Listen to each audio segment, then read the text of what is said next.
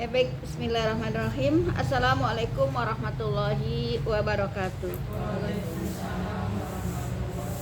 Alhamdulillahilladzi an'amana bi ni'matil imani wal islam wa nusalli wa nusallimu ala khairil anam sayyidina Muhammadin wa ala alihi wa sahbihi ajma'in, amma ba'du.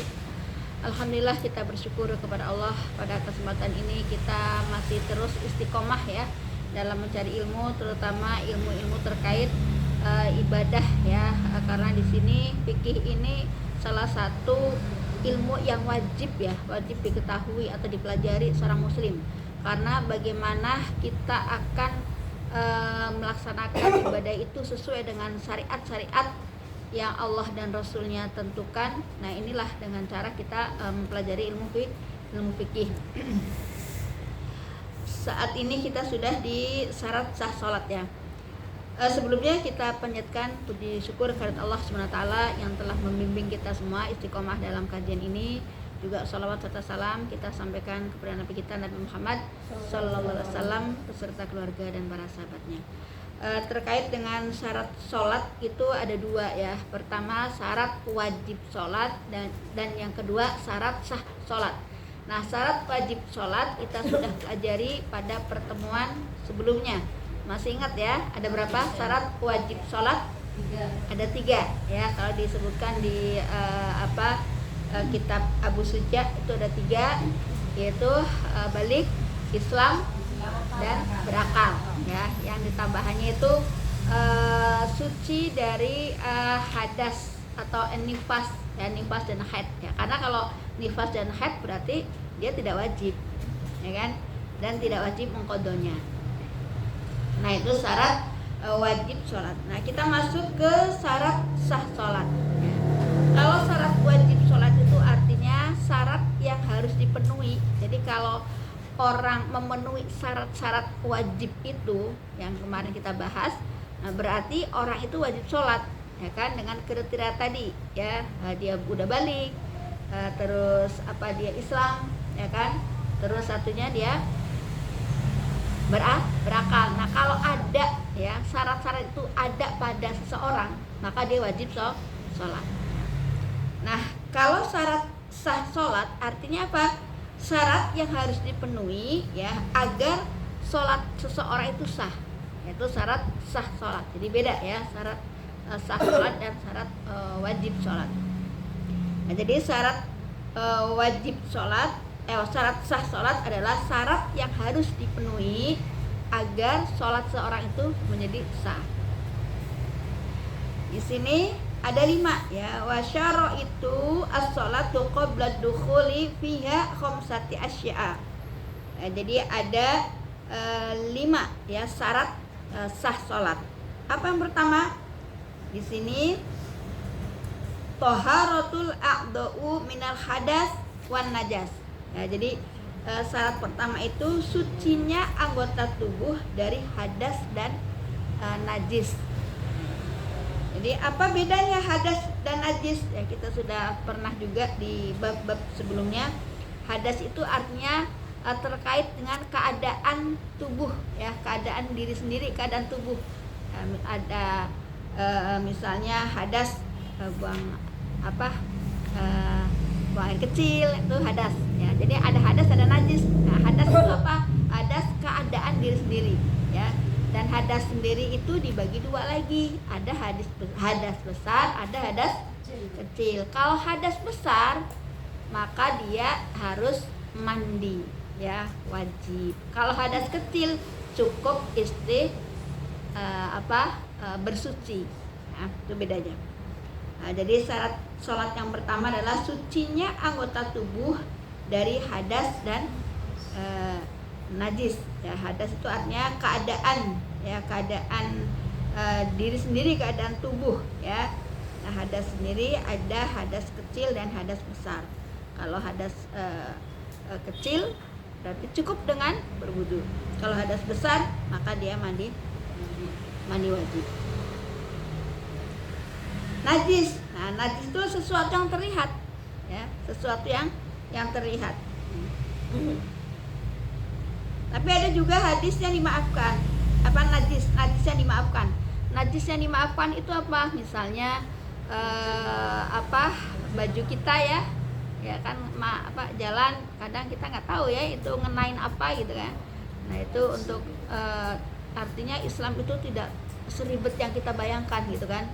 Kalau baju kita nempel udah kena najis apa enggak nih, bingungan. Jadi itu termasuk najis yang dimaafkan gitu. Atau seorang penjual daging ya, misalnya kecipratan sedikit ya, percikan-percikan gitu kan, itu termasuk najis yang dimaafkan.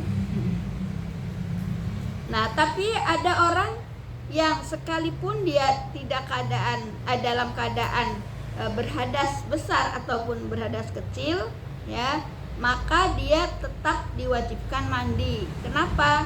Wa in faqadal ma wa turab, ya jika air dan tanah tidak ditemukan. Ya, jadi orang yang berhadas ya ataupun ketika dia masuk waktu sholat ya terus tidak ditemukan, fa in faqadal ma wa turab, ya tidak jika air dan tanah tidak ditemukan ya, wa huwa muqaddisul dihormatil waktu ya, jadi dia tetap sholat dalam rangka apa? Dalam rangka menghormati waktu. Jadi ini menurut mazhab Imam Syafi'i, ulama mazhab Imam Syafi'i, termasuk ini Abu Suja ya, Abu Suja ini termasuk ulama mazhab Syafi'i.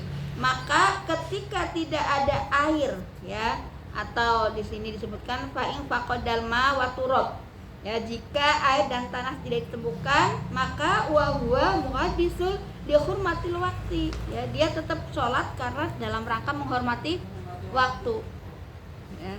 Di pas waktu sholat masuk, dia mau sholat, dia lagi misalnya punya hadas ya, hadas kecil atau hadas besar ya, hadas kecil atau hadas besar.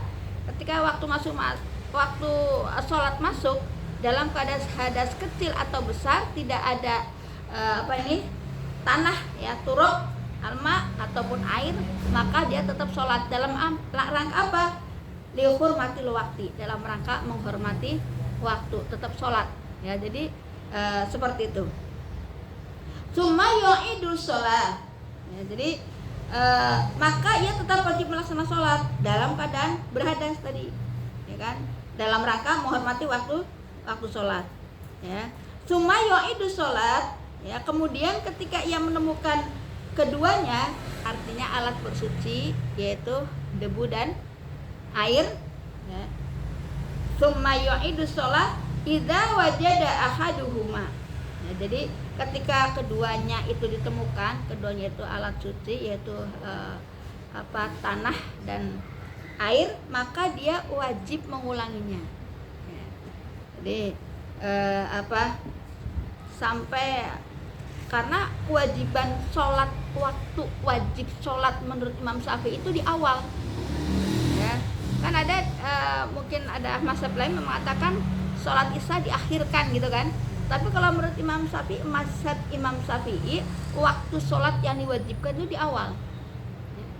Jadi kalau misalnya niatnya mau mengakhirkan, misalnya waktu azan isya dia masih berjalanan atau masih di rumah, tapi ada sesuatu yang tidak bisa tinggal, maka dalam hatinya diniatkan nanti sholatnya ntar acara ini gitu, harus diniatkan gitu ya, karena memang waktu wajibnya sholat itu adalah di awal waktu menurut mazhab Imam Syafi'i. Makanya ini ketika dalam kondisi tidak ada alat bersuci ya, yaitu air dan debu, maka dia tetap sholat dalam rangka dihormatil waktu, dalam rangka menghormati waktu. Tetapi ketika ada keduanya ya, di sini ya, idza wajada ahadahuma ya, jadi ketika dia setelah sholat dalam rangka menghormati waktu, dalam misalnya dalam beberapa saat kemudian ada air, maka dia mengerjakan ulang seperti itu. Iya, seperti sempurnanya sholat. Iya. Kan tadi disebutkan ya, fa in faqadal ma'i wa turab, tidak ada air dan tanah. Ya, jadi tidak ada air tanah, tidak ada air dan tanah, yaitu dua alat suci itu, maka tetap sholat dalam rangka dihormati waktu, dalam rangka menghormati waktu sholat. Karena tadi ya mazhab Syafi'i itu kewajiban waktu sholat itu ada di awal. Tetapi misalnya zuhur nggak ada air, ini kan Islam begitulah fikih ya, pemahamannya harus kita tahu menyeluruh gitu kan. Walaupun kayaknya nggak mungkin ya, sekarang banyak air banyak debu gitu kan. Iya, tapi itulah harus disampaikan dengan ilmu, harus disampaikan gitu kan. Nah, jadi kalau dalam kondisi seperti itu maka tetap sholat dihormatil waktu. Ya, tapi tadi kalau misalnya sudah ada air atau salah satu alat suci ya maka dia bersuci. Nah, tayamum itu sendiri tidak menggugurkan atau menjadikannya mandi wajibnya gugur, karena dia sebagai syarat untuk sholat saja ya. Jadi dia tetap mandi wajib ya. Jadi itu syarat pertama tadi apa? Suci anggota tubuh dari hadas dan najis. Nah, dikatakan lagi fa in kana hadasahu akbar ya kaman kana junuban. Nah, jika seorang dalam kondisi berhadas besar, nah ini yang kita terangkan ya, dalam kondisi hadas besar itu junub ya, terus au kanat mar'ata haidon ya, keadaan junub. Jadi tadi dalam keadaan junub, karena junub ada dalam keadaan haid ya atau haid. Au kanat mar'ata haidon ya, dalam keadaan junub. Wa aroda antak tasil walang tajidu ma. Jadi pada saat itu tidak ada air ya atau haid dan ingin mandi wajib, tadi mau suci ya tapi tidak mendapatkan air, maka dia tetap sholat dalam rangka menghormati waktu. Tadi kan di atas kalau hadas kecil ya, ini deh hadas besarnya. Hadas besarnya ada memang junub, ada karena haid ya, tapi dia tetap sholat dalam rangka menghormati waktu. Faqidul at-tahur faqidu at-tahur rotaini ya, karena tidak, ini disebutnya disebutkan sebagai kondisi yang faqidu atau huraini ya, artinya tidak menemukan dua media bersuci. Artinya nggak ada kita menemukan debu ataupun air, jadi boleh ya, sholat ya tanpa bersuci. Tapi di sini takro awal suratul Fatihah, nggak boleh membaca surat hanya bisa membaca surat Al-Fatihah minal Quran. Jadi pas sholatnya itu sholat seperti sempurna sholat, tetapi pas baca surat yang lainnya nggak boleh, cukup surat Al-Fatihah, karena Al-Fatihah termasuk rukun sholat gitu ya. Ya, jadi sholat yang dalam keadaan junub ataupun haid, nah itu seperti sama ya, tetapi tidak dibacakan surat selain surat Al-Fatihah. Karena apa? Sebab tidak ada tuntunan darurat untuk baca selain dari Al-Fatihah. Jadi nggak ada, tidak diwajibkan baca surat selain Al-Fatihah, karena hukumnya sunnah ya, dan ke dalam kondisi haid kan tidak boleh membaca Al-Quran, maka yang dibacanya adalah surat Al-Fatihahnya saja. Nah, apa dalilnya? La yaqbalullahu sholatan man ahadasa hatta yatawaddau. Nah, ini dalilnya hadis Bukhari Muslim ya, bahwasanya ya Allah tidak menerima sholat ya dalam keadaan hatta yatawaddau ya, dalam keadaan tidak bersuci. Makanya tuh dia suruh ngulang kan. walaupun jadi dia gugurnya gugur kewajiban aja, gugur kewajiban, gugur menghormati waktu, tapi setelah ada 2 alat suci tadi dia tetap sholat. Dalilnya apa? Ya tadi ya la yaqbalullahu sholatan man ahadatsa hatta yatawaddu. Ya, tidak ada sholat ya seseorang yang tidak punya wudu atau tidak bersuci. Nah, jadi tadi bersyarat 1 ya. Syarat 1 itu terdiri dari suci dari hadas ya, tadi dari hadasnya. Nah, sekarang dari najisnya. Ya, jadi najis ada 2, najis yang dimaafkan tadi seperti misalnya sesuatu yang nempel di baju kita ketika jalan, itu insyaallah ya termasuk najis yang dimaafkan. Nah, ini jadi yang kedua adalah selain harus suci dari hadas yang tadi dibahas. Jadi orang sholat juga suci dari najis, tapi najisnya najis yang tidak dimaafkan. Jadi kalau najis yang tidak dimaafkan ya kita harus benar-benar suci dari hadis yang tidak dimaafkan. Tapi kalau ada najis yang bisa dimaafkan, boleh kita sholat dalam keadaan bajunya kena seretan tanah, nah itu boleh. Yang nggak boleh najis yang tidak dimaafkan.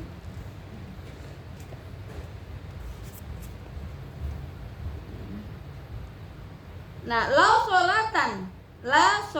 sholat nasian au jahilan bana jasihi ya, jas'i min badanihi ya. Jadi begitupun jika ia sholat dalam keadaan lupa ya, misalnya kita sholat kita nggak tahu udah salam baru ya ada ini kucing misalnya. Nah, itu berarti sholatnya diulang. Kalau kita lagi sholat tahu udah selesai baru ketahuan ya ngilang ulang ya, ngulang sholatnya dari awal. Tapi kalau misalnya pas lagi sholat, sama dengan ketika nanti di yang syarat selanjutnya ya, menutup aurat.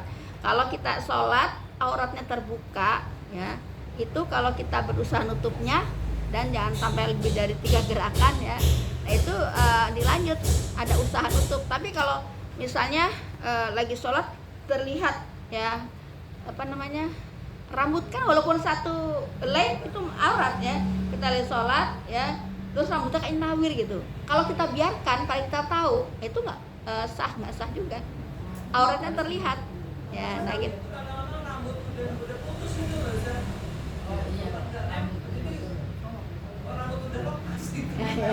ya, jadi kalau ada usaha kita menutupnya ya, nah itu ada usaha. Tapi kalau kita membiarkan padahal kita tahu itu aurat ya, atau biasanya mau kena ya kita sholat ya, saya pernah sekali tuh gini pas salam, masya Allah ini kelihatan jadi ulang ya. Jadi itulah sangat berhati-hatinya ya mazhab Syafi'i dalam hal ibadah. Iya diulang. Iya. Sama seperti ini kan tadi ya. Jadi harus syaratnya harus terpenuhi kan tadi. Syarat sah sholat kan syarat yang harus dipenuhi ya seseorang melakukan sholat agar sholatnya dianggap sah atau diterima. Ya, jadi selain hadas tadi suci dari najis, dan suci dari najis ini itu najis yang tidak dimaafkan. Kalau najis yang dimaafkan itu masih sah, dikatakan sah sholatnya ya. Contohnya tadi kita jalan-jalan ya, terus pas masuk waktu sholat kita nggak ada lagi nih kaos kaki gantinya, tapi udah rada ini misalnya kita bisa pakai. Kalau ini saya pernah lihat ujian YouTube kan 4 rakaat ya. Kok lupa saya tuh 2 rakaat salah. Tapi padahal niatnya 4 rakaat gimana? Ya, jadi kan innamal a'malu binniyat wa innama likulli imri'in ma nawa gitu ya. Ya, jadi seorang itu mendapatkan diniatkan gitu ya. Jadi kan tadi hukumnya juga sunnah juga kan, sholat sunnah gitu ya. Jadi ya insya Allah tuh niatnya ada berarti 4 rakaat. Iya niat 4 rakaat. Baru 2 rakaat tuh malah aku rakaat akhir salam gitu. Aku kan terus bangun lagi gitu. Iya, benar. Jadi aku cuma 4 rakaat itu 1 kali salam. Iya. Tak bikin begitu. Ah. Malah lupa. Jadi 2 rakaat sah. Kalau ya insya Allah dapat pahala niat tadi. Tapi akhirnya saya tambah lagi 2. Kalau tambahnya langsung, bisa langsung. Ya, kan Rasul pernah ya, malah dalam sholat wajib tuh, ya dalam kalau itu Rasul kejadiannya saat sholat wajib, kalau nggak zuhur asar ya kata-kata perawinya, kalau nggak zuhur asar karena sholatnya posisinya 4 rakaat dan siang hari. Itu ya. Jadi ketika salam, 2 rakaat salam, terus sahabat nanya, "Ya Rasulullah, apakah ada wahyu terbaru sholat duhur cuma 2 rakaat gitu?" Itu udah terjadi komunikasi kan, udah ngobrol. Maka langsung bangun menambahkan 2. Itu sama ya. Tadi kan cuma statusnya sholat sunnah. Ya, jadi gitu. Ya, nah terus apa dalilnya? Dalilnya sama ya, secara umumnya tadi ya Allah tidak menerima sholat dalam keadaan tidak suci. Makanya ketika ada air ataupun debu ya, orang-orang yang tadi sholat dalam kondisi darurat ya, nggak ada air, nggak ada debu, terus dia sholat dalam rangka menghormati waktu, maka dia mengulangi sholatnya ketika ada 2 alat suci itu ya. Karena alasannya apa? Alasannya tadi ya, la yaqbalallahu sholati bi ghairi tahurun ya, Allah tidak menerima sholat dalam keadaan tidak suci. Kalau misalnya gini, kita dalam kendaraan ya, kereta gitu, mau sholat kan ada sebetulnya ada WC-nya, bisa kita wudhu, tapi kita meragukan tuh maksudnya kamar mandinya karena di banyak orang. Itu lebih baik kita tetap wudhu pakai air atau tayamum? Ya. Jadi dalam bertayamum juga ada syarat-syaratnya ya. Kita dibolehkan tayamum itu ada syarat-syaratnya, ada beberapa syarat. Salah satunya tidak adanya air, ya kan?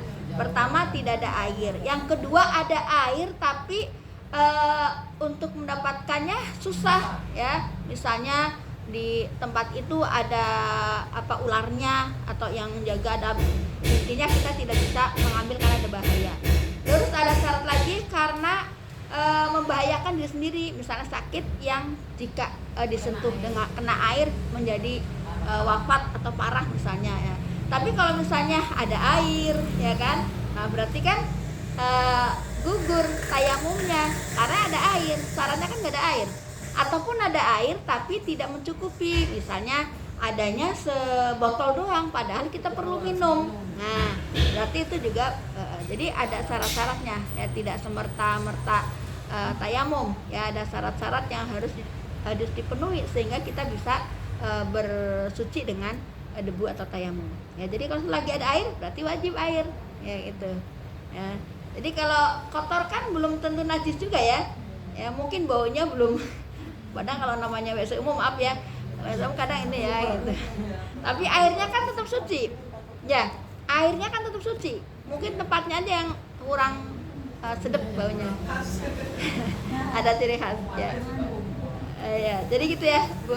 Jadi selagi masih ada air berarti belum gugur kewajiban untuk bertayamum, karena syarat tayamum salah satunya tidak ada air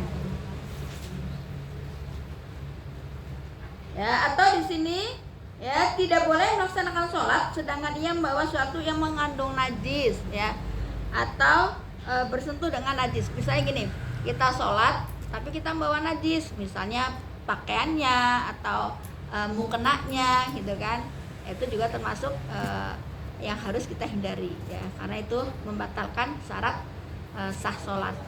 Jadi bersihnya ya semuanya, tempat sholatnya, bajunya, mukenanya.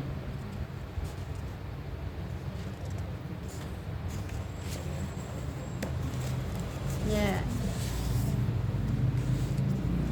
Terus berarti tadi udah ya 2, baru 1 ya Bu ya. Yang kedua, syarat yang kedua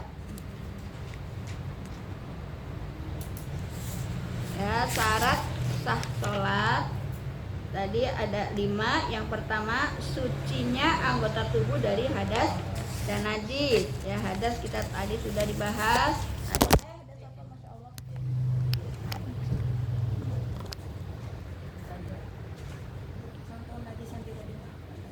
Ya, contoh najis yang tidak maafkan banyak. Misalnya, maaf, kencing kucing, ya kan? Nah, misalnya kita lagi sholat, anjing itu mughaladhah, malah harus dicuci 6 kali air, 1 kali tanah. Ya, jadi hadis yang tidak maafkan, ya itu kalau yang dimaafkan lagi tadi contohnya ya disebutkan. Yang tidak dimaafkan ya misalnya kencing kucing atau kotoran kucing ya, karena kucing kan salah satu hewan yang biasa berkeliaran ya, kadang kita nggak tahu. Jadi gitu Bu, contoh hadis yang tidak dimaafkan, najis yang tidak dimaafkan. Terus syarat sah sholat yang kedua ya di sini adalah auratu bil libasin tahuron. Jadi syarat yang kedua adalah menutup aurat dengan pakaian yang suci. Jadi syarat sah sholat ya tadi pertama suci dari hadas dan najis.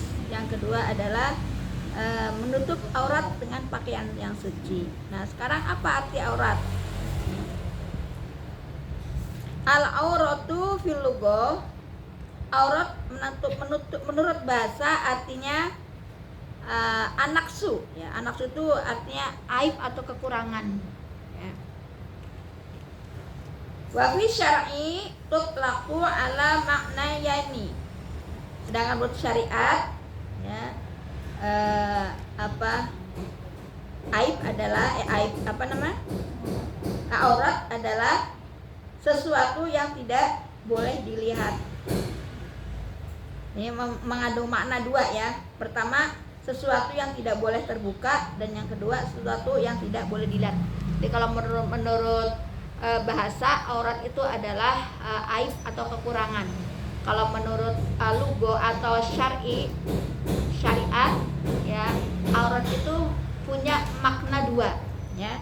Pertama di sini alama la yahillu kashfuhu ya, sesuatu yang tidak boleh terbuka. Yang kedua mempunyai makna wa alama la yahillu nadra ilaihi, yaitu sesuatu yang tidak boleh dilihat. Nah, lalu apa batasan atau aurat ketika sholat?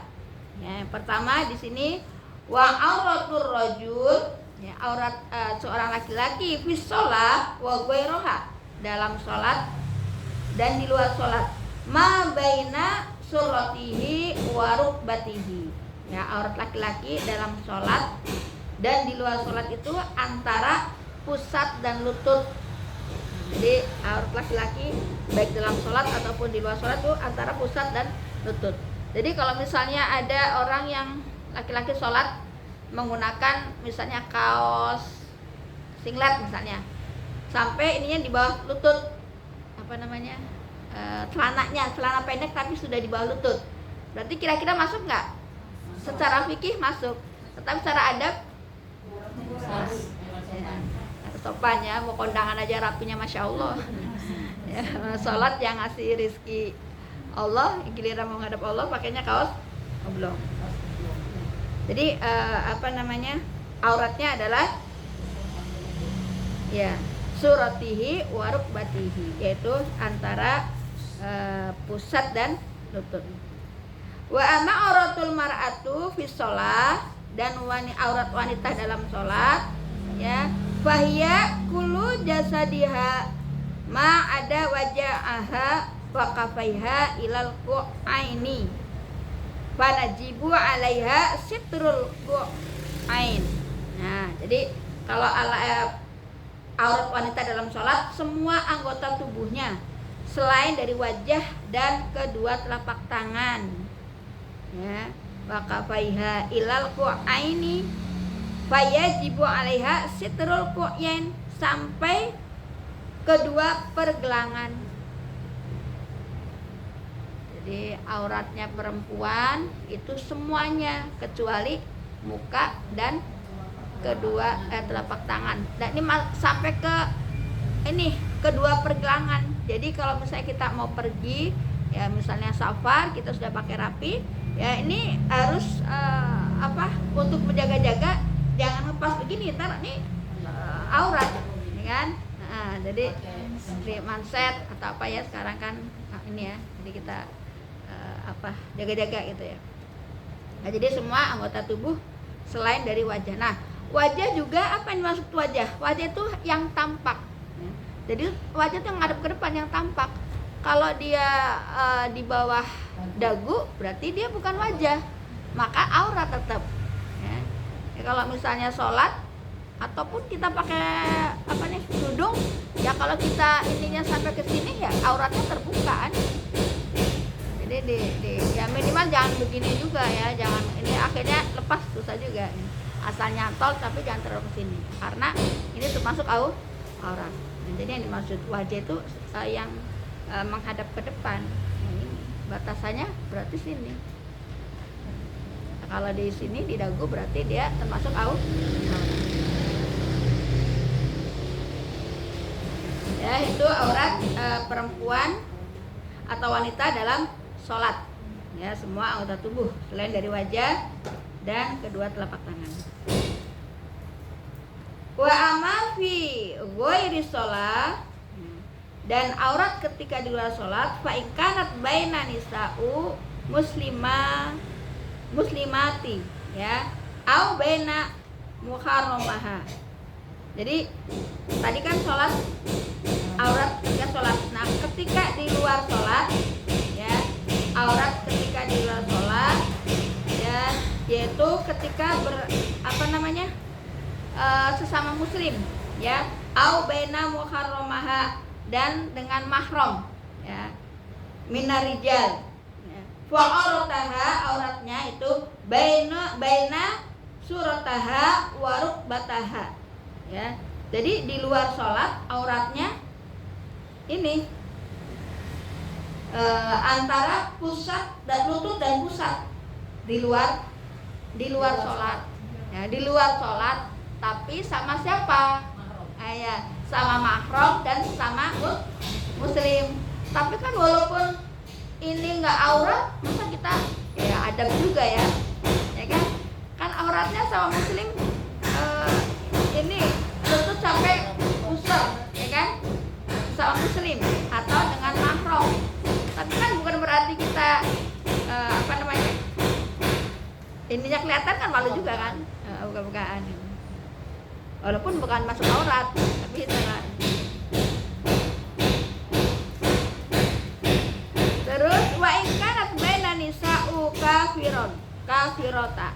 Ya, jadi tadi sesama muslim dan orang mahramnya. Sekarang dengan orang kafir. Ya, apa batasannya? Nah, di sini disebutkan ya sesuatu yang terbiasa terlihat. Ya, kalau sesama muslim tadi kan auratnya lutut sampai pusar ya, sama mahramnya juga sama. Tapi walaupun itu kita kan tadi malu ya kalau terlalu ini. Tapi kalau sama orang kafir ya, di sini disebutkan itu sesuatu yang biasa terlihat ya. Auratnya tuh batasannya itu sesuatu yang biasa terlihat, apa saja? Wa huwa rasul, kepala ya, kepala kan bisa terlihat ya. Rasul, wa punuk, wal yadain, tangan ya. Terus kaki. Ini batasan aurat kita terhadap orang kafir. Apa tadi Bu? Yang biasa terlihat. Ya, yang biasa terlihat. Di sini ada ar-ra'su, kepala ya, wa huwa ar-ra'su wal unuqu, punuk, wal yadain ya, tangan ya, terus kaki.